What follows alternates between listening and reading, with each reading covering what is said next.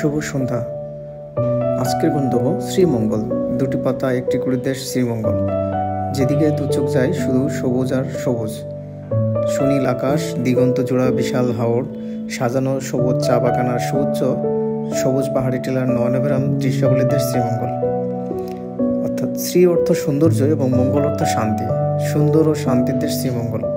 শ্রীমঙ্গল বাংলাদেশের একটি উপজেলা হলেও অন্য উপজেলা থেকে যেন একটু অন্যরকম। শ্রীমঙ্গল যেন এক স্বর্গময় স্বপ্নময় স্বর্গের নাম। এই উপজেলাটি দেশি বিদেশি পর্যটকদের নিকট যেন স্বর্গ উদ্যান। চা বাগান, ঘন জঙ্গল, উঁচু উঁচু টিলা, লেবু পান, আনারস, রাবার বাগান, সুবিস্তৃত হাওড়, লেক দিয়ে সাজানো অদ্ভুত সুন্দর এক উপজেলার নাম শ্রীমঙ্গল। সৃষ্টিকর্তা যেন অকৃপণভাবে নিজ হাতে সাজিয়েছেন এই উপজেলাকে।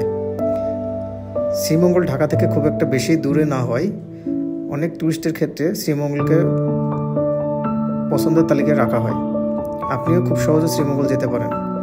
ট্রেন এবং বাস দুই ধরনের যাতায়াত ব্যবস্থা রয়েছে এবং এখানে 4 স্টার 3 স্টার বিভিন্ন মানের হোটেল রয়েছে, যেটা আপনার বাজেটের মধ্যে হয় সেটাতে আপনি রাত্রি যাপন করতে পারেন। আশা করি আপনাদের ভালো লাগবে।